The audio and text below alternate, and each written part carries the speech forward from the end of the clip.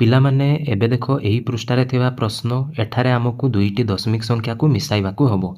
ଗୋଟେ ଜିନିଷ ମନେ ରଖିବ ପିଲେ, ମୁଁ କ'ଣ କହିଥିଲି ପୂର୍ବ କ୍ଲାସରେ ମଧ୍ୟ କହିଥିଲି, ସବୁବେଳେ ଆମେ ବିନ୍ଦୁ ତଳେ ବିନ୍ଦୁକୁ ରଖିବା। ପିଲାମାନେ କେମିତି କରିବା ଦେଖ, ପ୍ରଥମେ ଦେଇଛି 5.3 ପ୍ଲସ୍ 2.6 ଦେଇଛି। ଆମେ କ'ଣ କରିବା 2.6 ଏଇଠି ଲେଖିବା। କ'ଣ ପାଇଁ? ଆମେ ସବୁବେଳେ ବିନ୍ଦୁ ତଳେ ବିନ୍ଦୁକୁ ଲେଖିବା। ପିଲାମାନେ ମୁଁ ଜଲ୍ଦି ଜଲ୍ଦି ଲେଖି ଦେଉଛି ତୁମମାନଙ୍କ ସୁବିଧା ପାଇଁ, ତାପରେ ଆମେ ଏକା ସାଙ୍ଗରେ ସବୁ ସଲ୍ଭ କରିବା ହେଲା।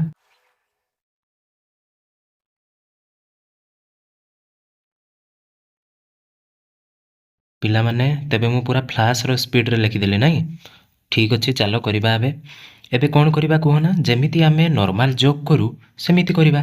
ଯେମିତିକି 6 ଆଉ 3 ମିଶିଲେ କେତେ? 9, 5 ଆଉ 2 ମିଶିଲେ 7, 8 ଆଉ 0 ମିଶିଲେ ହେଇଯିବ 8, 18 ଆଉ 8 କେତେ ପିଲେ? 26। ତେବେ 26.8, ଦଶମିକକୁ ପୁଣି ସେଇ ଦଶମିକ ତଳେ ରଖିବା ଆମେ। 6 5 11ରୁ 1, ହାତକୁ ଗଲା 1, 2 1 3, 1 4, 5 2 7। ପିଲାମାନେ ଏଇଗୁଡ଼ା ତ ନର୍ମାଲ ଯୋଗ, ଏଇ ନର୍ମାଲ ଯୋଗ ଗୁଡ଼ା କରିକି ଆମେ ଟାଇମ୍ ୱେଷ୍ଟ କରିବାନି। ସେହିପରି ମୁଁ ଆନ୍ସର ଗୁଡ଼ା ଏଠି ଲେଖିଦେଉ, ତୁମେମାନେ ଭିଡ଼ିଓକୁ ପଜ୍ କର ଏବଂ ନିଜେ କରିବା ପାଇଁ ଟ୍ରାଏ କର, ଦେଇକି ଦେଖ ଆନ୍ସର ମ୍ୟାଚ୍ କରୁଛି କି ନାହିଁ ହେଲା। ହେଇଗଲା ନା ପିଲାମାନେ? ଦେଖ ପିଲେ, କେହି ବି ଚିଟିଂ କରିବନି, ତୁମେ ନିଜେ ନିଜେ ଆନ୍ସର କର ଆଉ ଆନ୍ସର ଚେକ୍ କର, ମୋତେ କମେଣ୍ଟ ବକ୍ସରେ ଜଣାଅ। ଥମ୍ସଅପ୍ ଚିହ୍ନ ଦିଅ ସମସ୍ତେ, ଯାହାର ଯାହାର ସବୁ ଆନ୍ସର ଠିକ୍ ଅଛି ଥମ୍ସଅପ୍ ଚିହ୍ନ କମେଣ୍ଟ ବକ୍ସରେ ଦିଅ। ଆଗକୁ ଯିବା ପିଲେ, ଚାଲ। ସେହିପରି ପିଲେ ଏଠି ଆମକୁ କ'ଣ କରିବା ପାଇଁ କୁହାଯାଇଛି? ବିୟୋଗ ଫଳ ନିର୍ଣ୍ଣୟ କର। ସେଠି ଆମେ ଯୋଗ କଲେ, ଏଠି ଆମେ ବିୟୋଗ କରିବା। ସେମିତି ପିଲେ ମୁଁ ଫ୍ଲାସ୍ର ସ୍ପିଡ଼ରେ ଲେଖିଦେଉଛି ଫଟାଫଟ କ୍ୱେଶ୍ଚନ୍ ଗୁଡ଼ାକୁ, ଦେଖିବା।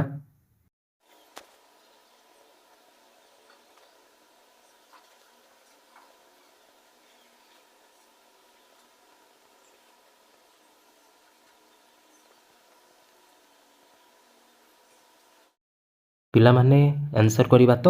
ଚାଲ, ଯେମିତି ନର୍ମାଲ ବିୟୋଗ ହୁଏ ସେମିତି ନର୍ମାଲ ବିୟୋଗ ହେବ। ଏଇଠି ଦେଖ ପିଲେ, 6ରୁ 3 ଗଲେ କେତେ? 3, ଦଶମିକ ଏଠି ଆସିଲା, 5ରୁ 2 ଗଲେ 3, ସେମିତି 10ରୁ 8 ଗଲେ ହେବ 2, ଏଠି ଅଛି ପିଲେ 17, 17ରୁ 8 ଗଲେ କେତେ? 9। ସେମିତି ପିଲେ ଶୀଘ୍ର ଶୀଘ୍ର ମୁଁ କରିଦେଉଛି ଏଇଗୁଡ଼ାକ ଦେଖ।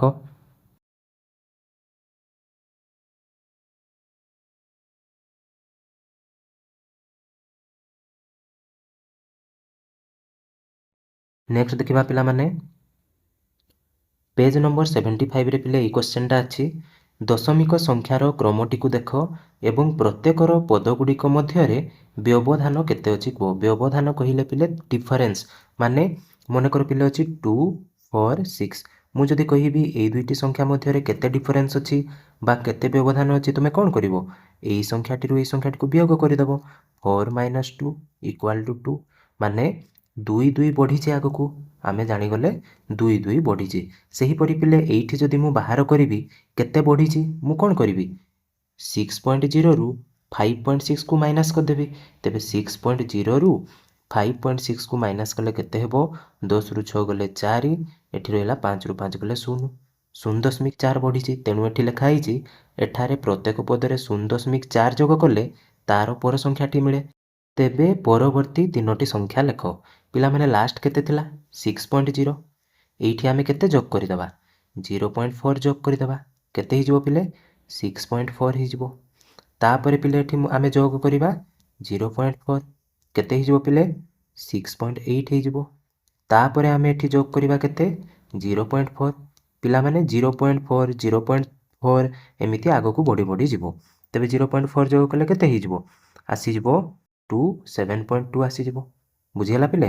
ତେବେ ପରବର୍ତ୍ତୀ ତିନୋଟି ସଂଖ୍ୟା ହେଉଛି 6.4, 6.8 ଆଉ 7.2। ବୁଝିପାରିଲ ନା ପିଲେ? ନେକ୍ସଟ ଦେଖ, ଆମେ ଏହିପରି ଅଲଗା କ୍ୱେଶ୍ଚନ୍ କରିବା। ସେମିତି କହିଛି ପିଲେ ପରବର୍ତ୍ତୀ ତିନୋଟି ସଂଖ୍ୟା ଲେଖ। ଆଉ ସେଇଟା ଜାଣିବା ପାଇଁ ପିଲେ ଆମେ କ'ଣ କରିବା? ଦ୍ୱିତୀୟ ସଂଖ୍ୟାରୁ ପ୍ରଥମ ସଂଖ୍ୟାକୁ ବିୟୋଗ କରିବା କିମ୍ବା ତୃତୀୟ ସଂଖ୍ୟାରୁ ଦ୍ୱିତୀୟ ସଂଖ୍ୟାକୁ ବିୟୋଗ କରିବା। ଯଦି ପିଲେ ଆମେ 4.5ରୁ 4.45 ମାଇନସ୍ କରିବା, ଆମେ କେମିତି ମାଇନସ୍ କରିବା? ତଳକୁ ତଳ ଲେଖିକି ମାଇନସ୍ କରିବା, ଦଶମିକ ବିନ୍ଦୁକୁ ଦଶମିକ ବିନ୍ଦୁ ତଳ ଲେଖିକି ମାଇନସ୍ କରିବା। ତ କେତେ ଆସିବ? 0.05 आसीबो। ता माने पिले आमे जानिले केते बढ़ुची आगकू 0.05 बढ़ुची। तेबे मु जदि 4.5 रे 0.05 जोग करिदेबी तेबे आगकू कोण आसीबो? देख पिले एई सबु संख्या गुडा आसीबो। 4.5 रे मु जदि 0.05 जोग करिबी 4.55 आसीबो। सेहीपरि सेहिठी जदि मु 0.05 जोग करिबी 4.6 आसीबो एवं तार परवर्ती संख्या आसीबो 4.65। बुझिगला पिले? सेमिति बी नंबर देख। प्रथमे मु बाहर करिबी केते व्यवधान अछि कोन करिबी द्वितीय संख्यारु प्रथम संख्याकु वियोग करिबी नहले तृतीयरु द्वितीय संख्याकु वियोग करिबी। तेबे जदि मु वियोग करूछि केते आसीबो बा डिफरेंस केते आसीबो ना 0.5 आसीबो। केते पिले 0.5 आसीबो डिफरेंस। तेणु पिला माने आमे कोन करिबा शेष संख्या जेतिकी सेइठी आमे 0.5 ऐड करितबा।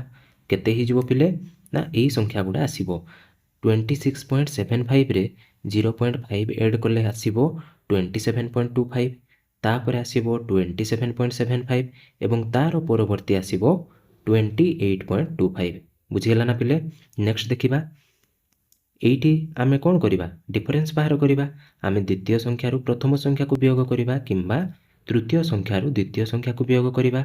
आमे देखिबा जे डिफरेंस केते आसीबो पिले 0.11 डिफरेंस आसीबो।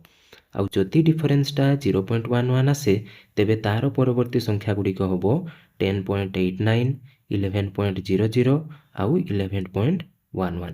बुझिगला पिले? पिला माने मु सबु बेले चेष्टा करूची केमिति कम समय मध्यरे तमे बेसी जिंस गेन करि पारिबो सेति मु टिके स्पीड रे जाउची हैला। आउ गोटिए कथा हला पिले जदि किछि भी जिंस बुझी पारुन तमे कमेंट बॉक्स रे किंबा डिस्क्रिप्शन बॉक्स रे टेलीग्राम चैनल रो लिंक दिया जाइछि। तमे डायरेक्ट मो सहित कांटेक्ट करि पारिबो।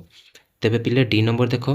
एइठी पिले डिफरेंस आसीबो केते आमे जदि द्वितीय संख्यारु प्रथमकु वियोग करिबा किंबा तृतीयरु द्वितीय संख्याकु वियोग करिबा तेबे डिफरेंस आसीबो 2.5 पिले केते 2.5। तेबे हमर शेष संख्या रे आमे केते ऐड करि दबा 2.5 एवं सेइटा ऐड कले केते आसीबो 21.0। सेइठी जदि आमे 2.5 मिसेई दबा 23.5 एवं एइठी जदि आमे मिसेई दबा 2.5 तेबे आसी जबो 26.0। नेक्स्ट देखिबा पिले देखो पिले एइठी ई नंबर रे पिले डिफरेंस आसीबो केते 0.9 केते पिले 0.9। तेणु तार परवर्ती संख्या गुडा केते आसीबो 11.2 12.1 13.0। पिला माने मु गोटिए गोटिए जोक करिकि पुनी देखैबि कि केमिति होउची मु जानि पारुची पिले तमे माने पूर्व क्लास देखिचो माने निहाती तमे बुझी पारिबो। तेणु मु पूरा डिटेल ले जाउनी मु जाने तमे माने करिदबो। एफ नंबर देखो पिले एइठी डिफरेंस आसीबो पिले तमरो 0.05 केते 0.05। जदि डिफरेंस 0.05 आसे नेक्स्ट पद गुडी को गुडा हबो 4.85 4.80 आउ 4.75। सेही परि पिले जी नंबर रे पिले डिफरेंस आसीबो 0.5। आउ आमे शेष संख्या रे जदि 0.5 मिसेई देबा तार परवर्ती पद गुडी को आसीबो 10.95। एइठी जदि आमे 0.5 मिसेइबा 10.45 सॉरी पिले 45 एवं तार परवर्ती हेबो 9.95। सेपरि पिले एच नंबर देख तमे एइटा पिले डिफरेंस केते आसीबो ना आमे कोन करिबा द्वितीय संख्यारु प्रथम संख्याकु वियोग करिबा किंबा तृतीय संख्यारु द्वितीय संख्याकु वियोग करिबा। केते आसीबो पिले 3.5 आसीबो केते 3.5 आसीबो। पिला माने टिके लक्ष्य करो एइठी बड़ संख्या देइछि एइठी सान संख्या देइछि ता माने मु कहि परिबी -3.5 हबो आउ एइठी आमे -3.5 ऐड करि करि जिबा। यार अर्थ आमे ऐड तो करिबानी कोन करिबा वियोग हबो माने पिले केते अछि 29.5 एइठी केते वियोग करिबा 3.5 केते हि जिवो पिले 5 रु 5 गले हि जिवो 0 एइठी हे जिवो 26 माने तार परवर्ती संख्या प्रथमे केते आसीबो 26 आसीबो तापरे आसीबो 22.5 तापरे आसीबो 19। बुझी पारुछ ना पिले? पिला माने पेज नंबर 78 रे तमरो एई प्रश्नटा देइछि भग्न संख्या को दशमिक भग्न संख्या रे प्रकाश करो। पिला माने कांसेप्ट क्लास रे जो मु तुमको कहितली 2 सेकेंड वाला ट्रिक मने अछि ना सेही ट्रिक को यूज करिके आमे करिबा। पिला माने जदि तुमे कांसेप्ट क्लास देखिनो किंबा यार पूर्व क्लास देखिनो फटाफट जाई कि देखि दियो बहुत मजा आसीबो करिबा पिले। चलो मु कोन कहितली प्रथमे ऊपरे जहा थिबो ବା ଲବରେ ଯାହା ଥିବ ତାକୁ ଆମେ ଲେଖିଦେବା। ଏଇଠି ଅଛି 5, ଏଇଠି ଅଛି 16, ଏଇଠି ଅଛି 12, ଏଇଠି ଅଛି 254। ତାପରେ ଆମେ ଦେଖିବା 1ରେ କେତୋଟି ଶୂନ ଅଛି। 1ରେ କେତୋଟି ଶୂନ ପିଲେ? 2ଟା ଶୂନ, ମାନେ ଏଠି ଆମେ 2ଟା ସଂଖ୍ୟା ବନେଇବା। ଏପଟେ ତ ଆମେ ଶୂନ ଦେଇପାରିବାନି, ତେବେ କୋଉ ପଟେ ଦେବା? ଏଇପଟେ ଦେବା। ଏଠି 3ଟି ଶୂନ ଅଛି, ଆମେ 3ଟି ସଂଖ୍ୟା ବନେଇବା।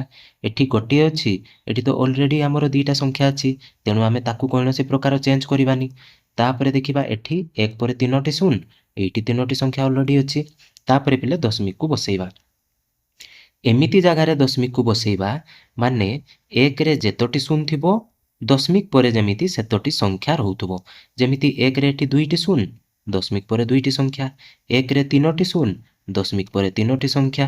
ଏପଟେ କିଛି ନାହିଁ, ମାନେ ପିଲେ ଶୂନ ବସେଇ ପାରିବା ଆମେ। ଏଇଠି ଦେଖ 1ରେ କେତୋଟି ଶୂନ? ଗୋଟିଏ ଶୂନ, ତେଣୁ ଏଇଠି ବସିବ ଦଶମିକ। ତେବେ ନା ଦଶମିକ ପରେ ଗୋଟିଏ ସଂଖ୍ୟା ରହୁଛି। ତାପରେ ଏଇଠି 1ରେ 3ଟି ଶୂନ, ତେଣୁ ଏଇଠି ବସିବ। ଏଇଠି ବସିଲେ ଦଶମିକ ପରେ 3ଟି ସଂଖ୍ୟା ରହୁଛି।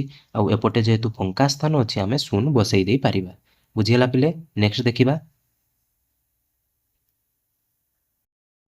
2 ନମ୍ବର କହିଛି ପିଲେ, ଦଶମିକ ସଂଖ୍ୟାକୁ ଦଶାଂଶ, ଶତାଂଶ ଓ ସହସ୍ରାଂଶର ଯୋଗଫଳ ରୂପରେ ପ୍ରକାଶ କର।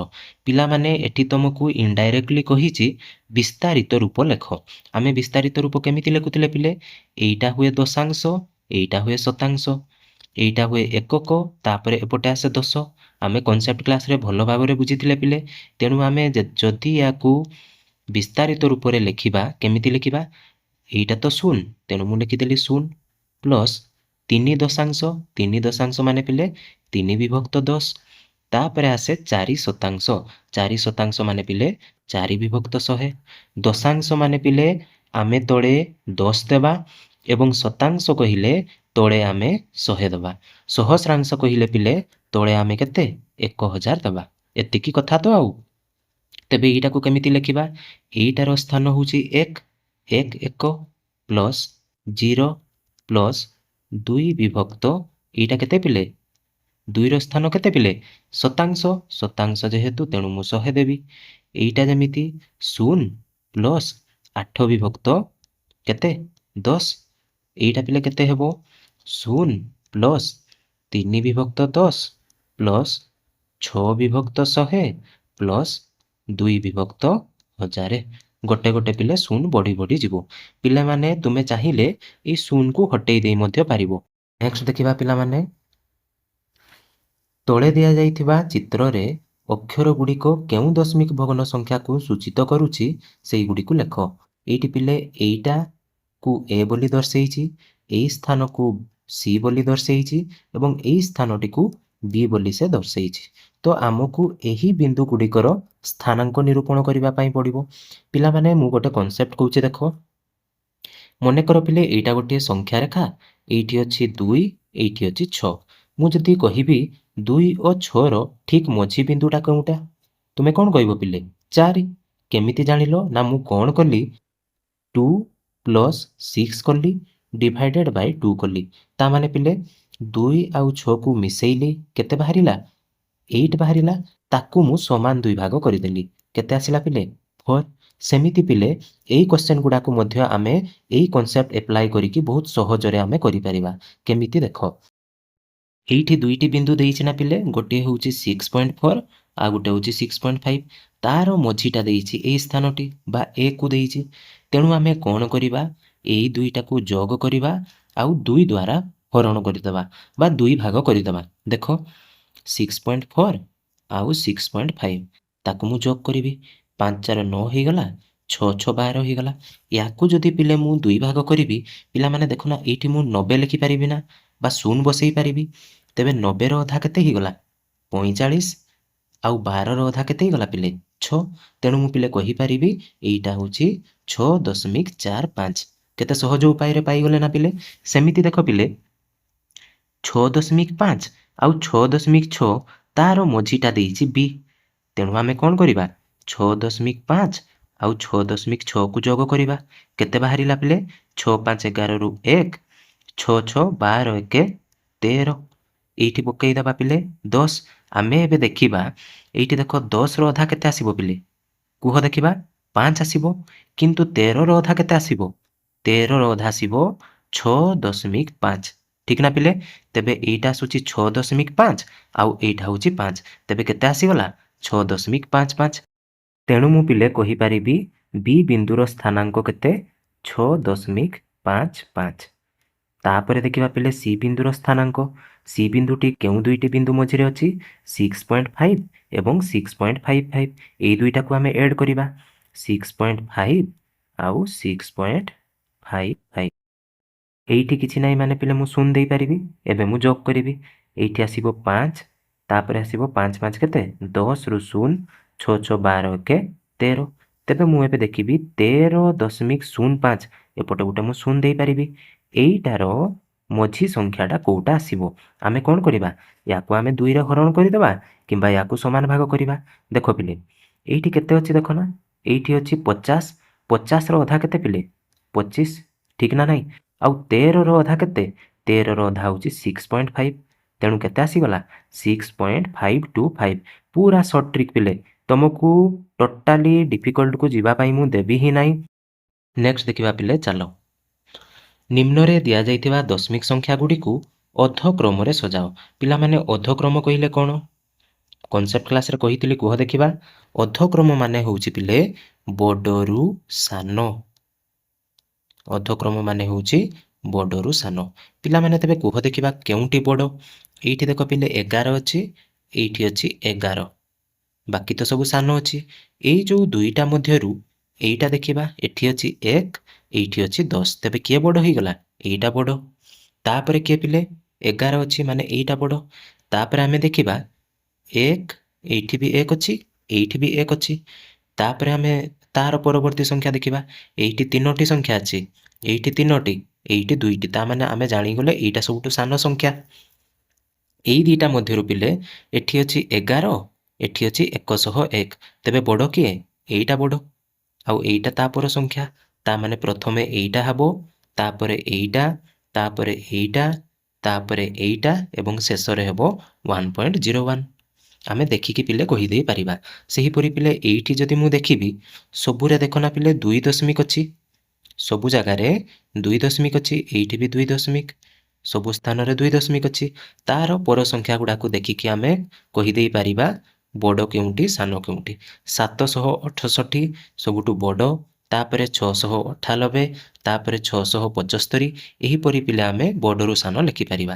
ସେହିପରି ସି ନମ୍ବର ଦେଖ ଏଇଟା ହେଇଯିବ ପିଲେ ସବୁଠୁ ବଡ଼ ଏଇଟା ହେଇଯିବ ସବୁଠୁ ସାନ। ସେମିତି ପିଲେ ଡି ନମ୍ବର ଦେଖ 33.331 ତାପରେ ଆସିବ 313 ତାପରେ ଆସିବ 31 ତାପରେ ଆସିବ ପିଲେ 133 କ'ଣ ପାଇଁ 133 ସାନ ଅଛି କାହାଠୁ ସାନ ଅଛି ଏଇଟା ପିଲେ 31 ମାନେ ହେଉଛି 310 ଆମେ ଏମିତି ବି ଲେଖିପାରିବା। ତ 310 ବଡ଼ ହେବ 133 ଠାରୁ ଆଉ ସବୁଠୁ ସାନ ହେବ 13 ବା 130। ଆମେ କ'ଣ କରୁଥିଲେ ପିଲେ ଯେତେବେଳେ ଅଲଗା ଅଲଗା ଦେଉଥିଲା ଆମେ ସବୁକୁ ସେମ୍ କରୁଥିଲେ। ଏଇଠି ମୁଁ 310 କରୁଥିଲି ଏଇଠି 130 କରୁଥିଲି। ବୁଝିପାରୁଛ ନା ପିଲେ ଆମେ ସବୁବେଳେ ଚେଷ୍ଟା କରିବା ଦଶମିକ ପରେ ସବୁ ସଂଖ୍ୟାକୁ ସମାନ କରିବା। ତାପରେ ଯଦି ଆମେ ବଡ଼ରୁ ସାନ ସଜେଇବା କିମ୍ବା ସାନରୁ ବଡ଼ ଆମକୁ କହିଥିଲେ ସାନରୁ ବଡ଼ ସଜେଇବା ତେବେ ଆମେ ସହଜରେ କରିପାରିବା। ନେକ୍ସଟ ଦେଖ ପିଲେ 5 ନମ୍ବର କହିଛି ପିଲେ ଦିଆଯାଇଥିବା ସଂଖ୍ୟା 2 4 6 ଏବଂ 8କୁ ବ୍ୟବହାର କରି ଲେଖ 30ରୁ ନିକଟତମ ଦଶମିକ ସଂଖ୍ୟା। ମାନେ ପିଲେ 30ର ପାଖାପାଖି ଦଶମିକ ସଂଖ୍ୟା କେଉଁଟା ଯେଉଁଟାକି 2 4 6 ଆଉ 8କୁ ବ୍ୟବହାର କରିକି ହେଇଥିବ। ପିଲାମାନେ କେତେ ହେବ 28.64 ହେବ। ଏଇଟା ହିଁ 30ର ସବୁଠାରୁ ପାଖାପାଖି ସଂଖ୍ୟା ମାନେ ପାଖାପାଖି ଦଶମିକ ସଂଖ୍ୟା ଠିକ୍ ନା ନାହିଁ ପିଲେ। ତାପରେ କହିଛି ପିଲେ 100 ଏବଂ 1000 ମଧ୍ୟରେ ସର୍ବନିମ୍ନ ଦଶମିକ ସଂଖ୍ୟା। ଏମିତି ଯଦି ପିଲାମାନେ ଆମେ ଦେଖିବା ପାଇଁ ଯିବା 100 ଆଉ 1000 ଭିତରେ ଇନଫିନିଟି ମାନେ ଅସଂଖ୍ୟ ଦଶମିକ ସଂଖ୍ୟା ଅଛି ଏବଂ ସେଥିମଧ୍ୟରୁ ମଧ୍ୟ 2 4 6 8କୁ ମଧ୍ୟ ବ୍ୟବହାର କରିକି ଅସଂଖ୍ୟ ଦଶମିକ ସଂଖ୍ୟା ଅଛି। ତେଣୁ ଏଇଟା ପିଲେ ସମ୍ଭବ ନୁହେଁ କହିବା ପାଇଁ ଯେ ସର୍ବନିମ୍ନ ଦଶମିକ ସଂଖ୍ୟା କେଉଁଟି। ମନେକର ପିଲେ ମୁଁ କହିବି 2 4 6 ଦଶମିକ 8 ଏଇଠି ପିଲେ ମୁଁ 0 0 ବି ବସେଇ ପାରିବି 2 4 0 0 6 ଦଶମିକ 8 ବି ଲେଖିପାରିବି। ଏମିତି କହିହେବନି ପିଲେ ସର୍ବନିମ୍ନ ଦଶମିକ ସଂଖ୍ୟା କେଉଁଟି। 6 ନମ୍ବର ଦେଖିବା ପିଲେ ଅଧିକ ଅଙ୍କ ଥିବା ଦଶମିକ ସଂଖ୍ୟା କମ୍ ଅଙ୍କ ଥିବା ଦଶମିକ ସଂଖ୍ୟା ଠାରୁ ବଡ଼ ହେବ କି? ୟାର ଉତ୍ତର ପିଲେ ନା, କାରଣ ଅଙ୍କ ସଂଖ୍ୟା ଦ୍ୱାରା ଆକାର ନିର୍ଦ୍ଧାରିତ ହୁଏ ନାହିଁ। ମନେକର 1.2 ଅଛି, କେତୋଟି ଅଙ୍କ? 1.2 ପିଲେ ଦୁଇଟି ଅଙ୍କ। ଏପଟେ ଅଛି ପିଲେ 0.9999। କେତୋଟି ଅଙ୍କ ଅଛି? ଶୂନକୁ ମିଶେଇବା ଯଦି 5ଟି ଅଙ୍କ ଅଛି। ତେବେ ଲଜିକାଲି କିଏ ବଡ଼ ହେବା କଥା? 5ଟି ଅଙ୍କ ଥିବା ବାଲା ସଂଖ୍ୟାଟି ବଡ଼ ହେବା କଥା, କିନ୍ତୁ ପ୍ରକୃତରେ ବଡ଼ କିଏ ପିଲେ? 1.2। ନେକ୍ସଟ ଦେଖ ପିଲା କ'ଣ କହିଲା? ଲିସା 0.25 କିଲୋଗ୍ରାମର ବିନ୍ସ, 0.3 କିଲୋଗ୍ରାମ ଗାଜର ଏବଂ 0.5 କିଲୋଗ୍ରାମ ଆଳୁ, 0.2 କିଲୋଗ୍ରାମ କ୍ୟାପ୍ସିକମ୍, 0.05 କିଲୋଗ୍ରାମ ଅଦା କିଣିଲା। ସେ ସମୁଦାୟ ମୋଟ କେତେ ଓଜନର ଜିନିଷ କିଣିଲା? କ'ଣ କରିବା ପିଲେ? ମୋଟ କହିଛି ମାନେ ଆମେ ଯୋଗ କରିବା। କ'ଣ କ'ଣ କିଣିଲା ସିଏ? ବିନ୍ସ କିଣିଲା ପିଲେ କେତେ? ବିନ୍ସ କିଣିଲା ସେ 0.25। ତାପରେ ପିଲେ ଗାଜର, ଗାଜର କିଣିଲା ପିଲେ ସେ 0.3। ତାପରେ କିଣିଲା ଆଳୁ, ଆଳୁ କିଣିଲା ସେ 0.5। କ୍ୟାପ୍ସିକମ୍, କ୍ୟାପ୍ସିକମ୍ ଖାଇଛ କିରେ ପିଲେ? କେମିତି ଲାଗେ? କ୍ୟାପ୍ସିକମ୍ କିଣିଲେ କେତେ? 0.2। ଅଦା କିଣିଲା ସେ 0.05। ପିଲାମାନେ ଦେଖିଲ ନା ମୁଁ କେମିତି ଲେଖିଲି? ସବୁବେଳେ ଦଶମିକ ବିନ୍ଦୁ ତଳେ ଦଶମିକ ବିନ୍ଦୁକୁ ରଖିଲି। ଏବେ ଆମେ କ'ଣ କରିବା? ସବୁଗୁଡ଼ାକୁ ଯୋଗ କରିବା। ସବୁଗୁଡ଼ାକୁ ଯୋଗ କଲେ କେତେ ହେବ? 5 ଆଉ 5 ହେଇଗଲା 10ରୁ 0, ହାତକୁ ଗଲା 1, 5 2 7, 3 10, 2 12, 1 13, 3 ଏପଟେ ଆସିଯିବ 1। ତେବେ ସେ ମୋଟ 1 କିଲୋଗ୍ରାମ 30 ଗ୍ରାମ 1 କିଲୋଗ୍ରାମ 30 ଗ୍ରାମର ଓଜନର କ'ଣ ଜିନିଷ କିଣିଲା। ବୁଝିପାରିଲ ନା ପିଲେ? ନେକ୍ସଟ ଦେଖିବା ପିଲେ, 8 ନମ୍ବର ପ୍ରଶ୍ନ ପଚାରୁଛି, ଏକ ଦୁଗ୍ଧ ସଂଗ୍ରହ କେନ୍ଦ୍ରକୁ ବା ଆମେ ଯେଉଁଟା କହୁଛେ ଡାଏରୀ, ରହିମ ପ୍ରଥମ 3 ଦିନରେ 3.79, 4.2 ଲିଟର ଏବଂ 4.5 ଲିଟର କ୍ଷୀର ଯୋଗାଇଥାଏ। ତେବେ 6 ଦିନରେ ଯଦି ସେ 25 ଲିଟର କ୍ଷୀର ଯୋଗାଏ, ତେବେ ଶେଷ 3 ଦିନରେ କେତେ କ୍ଷୀର ଯୋଗାଇଥିଲା? କ'ଣ କହୁଛି ପିଲେ? ଟୋଟାଲ ପିଲେ 6 ଦିନ ଅଛି। କେତେ ଦିନ? ଟୋଟାଲ ଅଛି ପିଲେ 6 ଦିନ। ସେଇ ଭିତରୁ ପ୍ରଥମ 3 ଦିନ ବା ପ୍ରଥମ ଦିନ ସେ ଯୋଗାଉଛି 3.79 ଲିଟର, ଦ୍ୱିତୀୟ ଦିନ ଯୋଗାଉଛି 4.2 ଲିଟର ଏବଂ ତୃତୀୟ ଦିନ ଯୋଗାଉଛି ସିଏ 4.5 ଲିଟର। ଏବଂ ସେ କହୁଛି ଟୋଟାଲ ଯେଉଁ 6 ଦିନ ଅଛି, 6 ଦିନରେ ସିଏ 25 ଲିଟର କ୍ଷୀର ଯୋଗାଏ। ତେବେ ଆମେ ପିଲେ କହିପାରିବା ଏଇ ଯେଉଁ ପ୍ରଥମ 3 ଦିନ କେତେ ଟୋଟାଲ କେତେ କ୍ଷୀର ଦିଏ? କ'ଣ କରିବା? ଯୋଗ କରିଦେବା ସବୁଗୁଡ଼ାକୁ। ଏବଂ ସେ ଦେଇଛି ଟୋଟାଲ 6 ଦିନର କ୍ଷୀର କେତେ? 25 ଲିଟର। ତେବେ ଶେଷ 3 ଦିନର କ୍ଷୀର କେତେ? ଆମେ କ'ଣ କରିବା?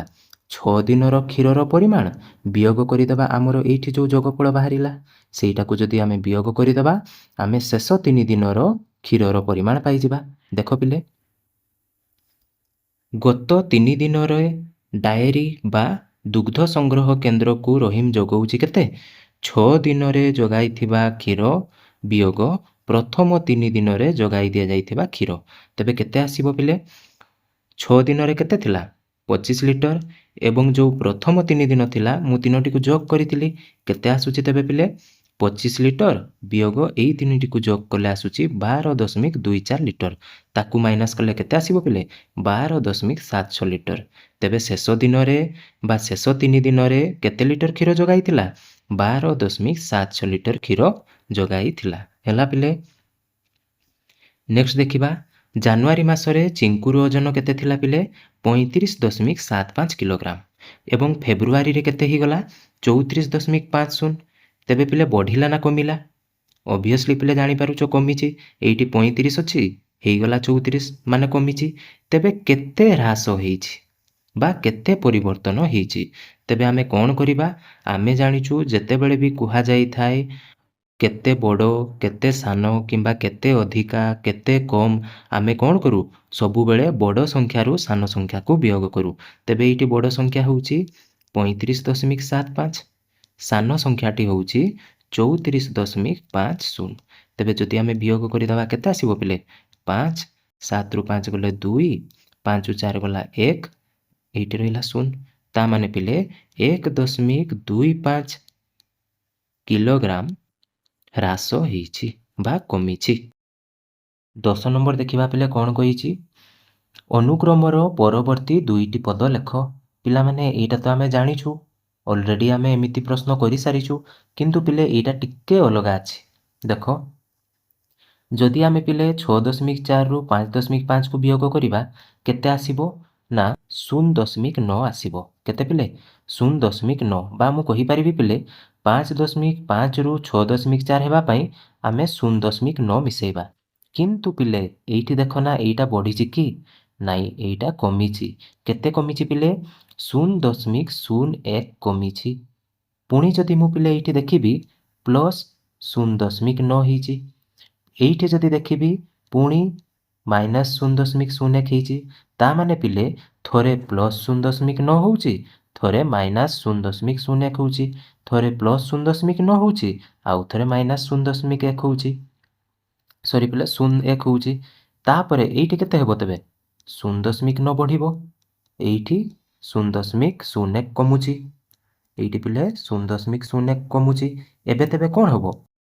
9.07। এইটু পুଣି କମିବ କେତେ? 0.01 କମିଲେ କେତେ ହେବ ପିଲେ? 9.06।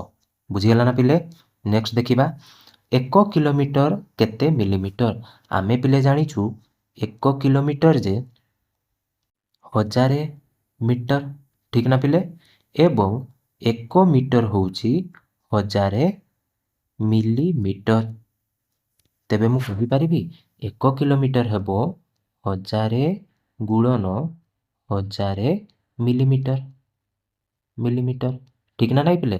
ତେବେ କେତେ ହେଇଯିବ? 1ରେ 6ଟା ଶୂନ ହେଇଯିବ ପିଲେ, ଏତିକି ମିଲିମିଟର। ଜାଣିପାରିଲ ନା? 1 କିଲୋମିଟର ଯେ 1000 ମିଟର ହେଇଥିଲା, ତେବେ 1 ମିଟର ଯଦି 1000 ମିଲିମିଟର, ତେବେ ଏଇ ଦୁଇଟା ଗୁଣନ ହେଇଯିବ, 1 କିଲୋମିଟର ଯେ ଏତିକି ମିଲିମିଟର ବାହାରିବ। ବୁଝିଗଲା ନା ପିଲେ? ନେକ୍ସଟ ଦେଖିବା, 12 ନମ୍ବର କ'ଣ କହିଛି ପିଲେ? ଭାରତୀୟ ରେଳବାଇ ଇ ଟିକେଟ୍ ସଂଗ୍ରହ କରୁଥିବା ଯାତ୍ରୀମାନଙ୍କ ପାଇଁ ଇଚ୍ଛାଧୀନ ଯାତ୍ରୀ ବୀମା ପ୍ରଦାନ କରେ। ପ୍ରତି ଯାତ୍ରୀଙ୍କ ପାଇଁ ଏହି ବୀମାର ମୂଲ୍ୟ 45 ପଇସା। ମାନେ ଜଣେ ଯାତ୍ରୀଙ୍କ ପାଇଁ ବୀମାର ମୂଲ୍ୟ କେତେ ପିଲେ? 45 ପଇସା। ଯଦି ଗୋଟିଏ ଦିନରେ 1 ଲକ୍ଷ ଲୋକ ବୀମା କରିବାକୁ ଚାହିଁଥାନ୍ତି, ତେବେ ମୋଟ ବୀମା ଦେୟ କେତେ? ଏଇଟା ପିଲେ କେଉଁ ଭଳିଆ ପ୍ରଶ୍ନ କୁହ ନା?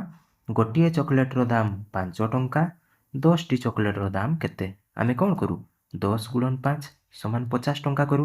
ସେହିପରିକା ପିଲେ ଦେଖ, ଜଣେ ଯାତ୍ରୀଙ୍କ ପାଇଁ ବୀମା କେତେ ପଇସା? 45 ପଇସା। ତାକୁ ମୁଁ ଟଙ୍କାରେ ପରିଣତ କଲି। କେମିତି କଲି ପିଲେ? ପୂର୍ବ କ୍ଲାସ୍ରେ ପାର୍ଟ 1ରେ ଆମେ ଜାଣିଥିଲେ କେମିତି ପଇସାରୁ ଟଙ୍କା, ଟଙ୍କାରୁ ପଇସା ପରିଣତ କରାଯାଏ। ଯେତେବେଳେ ଆମେ ପଇସାରୁ ଟଙ୍କା କନଭର୍ଟ କରୁ, କ'ଣ କରୁ? ହରଣ 100 କରୁ। ଆଉ ଯେତେବେଳେ ଟଙ୍କାରୁ ପଇସା କନଭର୍ଟ କରୁ, ଆମେ ଗୁଣନ 100 କରୁ। ମନେ ଅଛି ନା ପିଲେ? ତାପରେ କେତେ ଟଙ୍କା ହେଲା ତେବେ? 0.45 ଟଙ୍କା। 1,06,000 ଯାତ୍ରୀଙ୍କ ପାଇଁ ମୋଟ ଦେୟ, ଯେମିତି ପିଲେ ଏଠି 10ଟି ଚକୋଲେଟ୍ର ଦାମ କେମିତି ବାହାରିଲା? 10 ଗୁଣନ 5 କରିଦେଲେ। ସେମିତି ପିଲେ 1,06,000 ଯାତ୍ରୀଙ୍କ ପାଇଁ ଦେୟ କେତେ ପଡ଼ିବ? ନା 1,06,000 ଗୁଣନ 0.45 କେତେ ହେଇଗଲା ପିଲେ? 47,700 ଟଙ୍କା। ବୁଝିଗଲା ନା? କେମିତି ବାହାରିଲା ପିଲେ ଦେଖ, 1,06,000 ଗୁଣନ 0.45କୁ ପିଲେ ଆମେ ଲେଖିପାରିବା ନା 45 ବିଭକ୍ତ 100। ଏଇଠି 2ଟା ଶୂନ, ଏଇଠି 2ଟା ଶୂନ କଟିଗଲା। ତେବେ ରହିଲା କେତେ? 1060 ଗୁଣନ 45। ଏଇଟା ଯଦି ପିଲେ ଆମେ ଗୁଣନ କରିବା, କେତେ ଆସିବ? 47,700 ଟଙ୍କା। ବୁଝିଗଲା ପିଲେ? ନେକ୍ସଟ ଦେଖିବା, କେଉଁଟି ବଡ଼? କେମିତି କରୁଥିଲେ ପିଲେ ଦେଖ, ପ୍ରଥମେ କହିଛି 10 ବିଭକ୍ତ 1000, ଏପଟେ କହିଛି 1 ବିଭକ୍ତ 10। ଆମେ କ'ଣ କରୁଥିଲେ? ହରକୁ ସବୁବେଳେ ସମାନ କରୁଥିଲେ। ଏଇଠି ଯଦି ହରକୁ ସମାନ କରିବି, ଆଉ କେତୋଟି ଶୂନ ଦରକାର? 2ଟା ଶୂନ ଦରକାର। ଯେହେତୁ 2ଟା ଶୂନ ତଳେ ଏଡ଼୍ କଲି, ଉପରେ ମଧ୍ୟ 2ଟି ଶୂନ ଏଡ଼୍ କରିବି। ଏବେ ଦେଖ ନା ପିଲେ କିଏ ବଡ଼? ଏଇଟା ବଡ଼ ଦେଖାହେଉଛି ନା, ତେଣୁ ଏଇଟା ବଡ଼ ହେବ। ବୁଝିଗଲା? ସେମିତି ପିଲେ ବି ନମ୍ବର କହୁଛି 1 ଶତାଂଶ। 1 ଶତାଂଶ ମାନେ କେତେ ପିଲେ? 1 ବିଭକ୍ତ 100। ଆଉ 90 ସହସ୍ରାଂଶ ମାନେ ହେଉଛି ପିଲେ 90 ବିଭକ୍ତ 1000। ସେମିତି ପିଲା ମୁଁ କ'ଣ କରିବି, ତଳେ ଥିବା ଶୂନ ଗୁଡ଼ାକୁ ସମାନ କରିବି।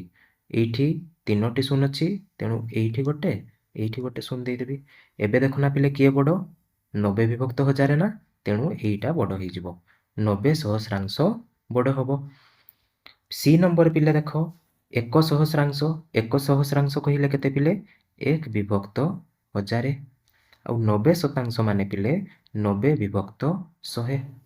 ମୁଁ ଯଦି ପିଲେ ଏଇଠି ଶୂନ ଏଡ୍ କରିବି, ଏଇଠି ଗୋଟେ, ଉପରଟା କେତେ ହେଇଗଲା ପିଲେ, 900 ହେଇଗଲା, ତେଣୁ ଏଇଟା ବଡ଼ ହେଇଗଲା, ତେଣୁ ଏଇ ଚିହ୍ନଟା ବସିବ, 90 ଶତାଂଶ ମୋର ବଡ଼ ହେଇଯିବ। ବୁଝିଗଲା ନା ପିଲେ? 14 ନମ୍ବର ଦେଖ ପିଲେ, ନିମ୍ନଲିଖିତ ଉକ୍ତିଗୁଡ଼ିକୁ ଦଶମିକ ସଂଖ୍ୟାରେ ପ୍ରକାଶ କର। କେମିତି କରିବା ପିଲେ ଦେଖ, 87 5 ଦଶାଂଶ 60 ଶତାଂଶ ହେଲା 88.10। କେମିତି ଆସିଲା ପିଲେ ମୁଁ କହୁଛି ଦେଖ, 87 କହିଲେ ପିଲେ କେତେ, 87, 5 ଦଶାଂଶ ମାନେ କହିଲେ କେତେ ପିଲେ, 0.5। ଠିକ୍ ନା ନାହିଁ ପିଲେ? ଏଇଠି ମୁଁ ଦଶମିକ ଶୂନ ବି ଲେଖିପାରିବି। 60 ଶତାଂଶ ମାନେ ପିଲେ 0.60। ଠିକ୍ ନା ପିଲେ? ତାକୁ ଯେତେବେଳେ ମୁଁ ଯୋଗ କରିବି, 0କୁ 0 ଆସିଲା, 6 5 11ରୁ 1, 7 1 8 ଆଉ 8, 88.10 ହେଲା ନା ପିଲେ? ସେହିପରି ମୁଁ ଯଦି କରିବି ଏବେ 12 10, 12 ଦଶାଂଶ, 12 10, 12 10 ଯେ କହିଲେ ପିଲେ କେତେ, 12 10 ମାନେ ହେଉଛି 12 ଗୁଣନ 10 ମାନେ 120। ଆଉ 12 ଦଶାଂଶ ମାନେ କହିଲେ କେତେ ପିଲେ, 12 ବିଭକ୍ତ 10, 12 ବିଭକ୍ତ 10। ତେବେ କେତେ ହେଇଯିବ ପିଲେ ଏଇଟା, 12 ବିଭକ୍ତ 10ଟା କେତେ ହୁଏ ପିଲେ, 1.2। ଏଇଠି ହେବ 120.0 ଆଉ 1.2କୁ ଆମେ ଯୋଗ କରିବା, ଆସିଗଲା 2 1 2 1, ମାନେ ଆସିଗଲା ପିଲେ 121.2। ଲେଖିଦେବା ଏଠି 121.2। ବୁଝିଗଲା ନା ପିଲେ? ଏବେ ନେକ୍ସଟ ଦେଖିବା କ'ଣ କହିଛି, 10 10, 10 1, 10 ଦଶାଂଶ ଏବଂ 10 ଶତାଂଶ। ଦେଖ ପିଲାମାନେ, ପ୍ରଥମେ ଲେଖିବା 10 10। 10 10 ହେଉଛି 10 ଗୁଣନ 10 ସମାନ କେତେ ପିଲେ, 100, ବା 100କୁ ଲେଖିପାରିବା ଆମେ 100.0। 10 1, 10 1 ଯେ କେତେ ପିଲେ, 10 ଗୁଣନ 1 ସମାନ 10। କୋଉଠି ଲେଖିବା ପିଲେ, ଏଇଠି ଲେଖିବା, ବା ତାକୁ ଲେଖିପାରିବା 10.0। 10 ଦଶାଂଶ, ତାକୁ ପିଲେ ଆମେ ଲେଖିପାରିବା କେତେ, 10 ବିଭକ୍ତ 10। ଦଶାଂଶ ମାନେ କ'ଣ ପିଲେ, ଆମେ ତଳେ 10 ଦେଉ, ତେଣୁ ଏଇଟା ହେଇଯିବ 1.0। ତାପରେ ପିଲେ 10 ଶତାଂଶ, 10 ବିଭକ୍ତ 100, ତାକୁ ଆମେ ଲେଖିବା 0.10। ଏଇଟାକୁ ଯଦି ଆମେ ଯୋଗ କରିବା କେତେ ଆସିବ ପିଲେ, 111.1 ଆସିବ। ତେଣୁ ଏଇଟା ମୋର ଉତ୍ତର କେତେ ହେଇଗଲା ପିଲେ, 111.1। ବୁଝିହେଲା ନା? ତାପରେ ଦେଖ ପିଲେ, ଡି ନମ୍ବର କ'ଣ କହିଛି, 25 10। 25 10 ମାନେ କେତେ ପିଲେ, 25 ଗୁଣନ 10 ମାନେ 250। ତାକୁ ମୁଁ ଲେଖିପାରିବି 250.0। 25 1, 25 1 ମାନେ କହିଲେ କେତେ ପିଲେ, 25 ଗୁଣନ 1 ମାନେ ଏଇଠି ରହିବ 25, ବା ତାକୁ ଲେଖିପାରିବି 25.0। ଦଶମିକ ବିନ୍ଦୁ ତଳେ ଦଶମିକ ବିନ୍ଦୁକୁ ରଖିବ। 25 ଦଶାଂଶ, 25 ଦଶାଂଶ ମାନେ ପିଲେ 25 ବିଭକ୍ତ 10, ତାକୁ ମୁଁ ଲେଖିବି 2 ଏଇଠି ରହିବ 5। ଠିକ୍ ନା ପିଲେ? ଆଉ 25 ଶତାଂଶ, 25 ଶତାଂଶ ମାନେ ହେଲେ 25 ବିଭକ୍ତ 100, ତାକୁ ମୁଁ ଲେଖିବି 0.25। ତେବେ ଏଇସବୁକୁ ଯୋଗ କଲେ କେତେ ଆସିବ, 5 5 2 7, ଏଇଠି ଆସିବ 7, ଏଇଠି ଆସିବ 7, ଏଇଠି ଆସିବ 2। ତେବେ 277.75 କେତେ ଆସିଗଲା, 277.75। ବୁଝିହେଲା ନା ପିଲେ? ଏଇଟା ହେଉଛି ସବୁଠୁ ସହଜ ଉପାୟ। ନେକ୍ସଟ ଦେଖିବା 15 ନମ୍ବର କହିଛି ପିଲେ, 0ରୁ 9 ମଧ୍ୟରେ ଥିବା ପ୍ରତ୍ୟେକ ଅଙ୍କକୁ ଥରେ ମାତ୍ର ବ୍ୟବହାର କରି ନିମ୍ନରେ ଥିବା କୋଠରୀଗୁଡ଼ିକୁ ପୂରଣ କର, ଯାହାଦ୍ୱାରା ଯୋଗଫଳ 10.5ର ନିକଟତମ ହେବ।